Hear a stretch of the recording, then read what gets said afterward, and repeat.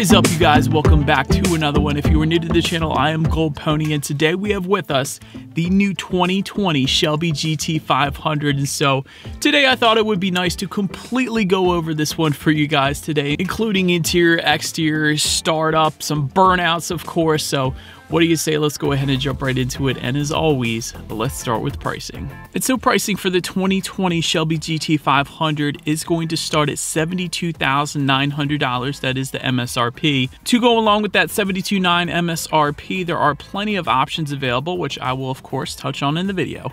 Powering this beast is going to be a 5.2-liter supercharged cross-plane crank V8 as opposed to the flat plane crank typically used in the GT350. 760 horsepower at 7,300 RPM, 625 pound-feet of torque available at 5,000 RPM. Supercharger is going to be a 2.6-liter Eaton supercharger, which pumps out 12 pounds of boost. Power is sent to the rear wheels through a carbon fiber drive shaft and a Torsen limited slip differential through a Tremec 7-speed dual clutch. And that's going to be that circular dial in the middle that you may previously remember if you have owned a Ford Fusion in recent years. But nonetheless, that 7-speed dual clutch will come with paddle shifters, which are actually not the same paddle shifters as used in the Mustang GT. In the GT, you have black plastic paddle shifters. These are much more heavy duty. They are larger. They are silver. They do have a much better feel to them, I will say that. And of course, Tremec being the same company that produced the 6-speed manual found in the GT350, so a very reputable, very well-known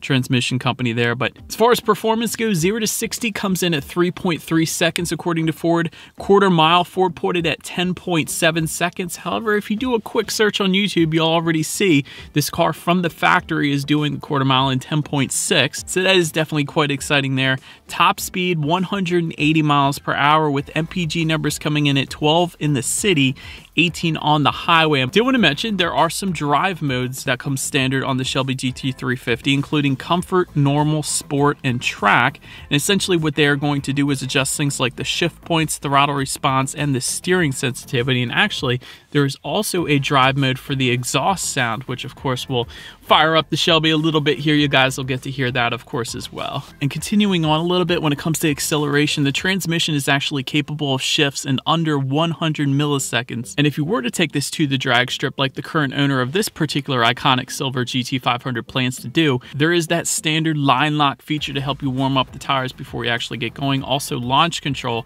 coming standard on the GT500 as well. And all of that is found via track apps. And yet another differentiation between the GT500 and the GT. For track apps, there's a button on the steering wheel with the GT. It is the pony logo, but for the Shelby GT500, it is the Cobra logo. So that is a pretty nice touch there. But once you hit that, you of course can find your 0 to 60 timer, quarter mile timer, brake performance, and there's a ton of other stuff, of course, you could check out up there as well. Nonetheless, let's touch on braking a little bit. That is, of course, equally important. Up front, you're going to have 16.5-inch ventilated front discs. And by the way, these are 2-piece rotors with 6-piston Brembo front calipers. And by the way, little fun fact for you guys, Ford was actually going to put 19-inch wheels on the Shelby GT500, but couldn't because the rotors were so freakishly large. They had to upsize the wheels to 20 inches, and I'll cover those in a little bit here, but that is a nice little interesting true story for you guys.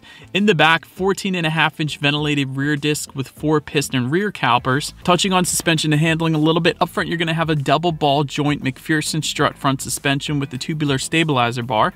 In the back, an integral link independent rear suspension, again with the stabilizer bar.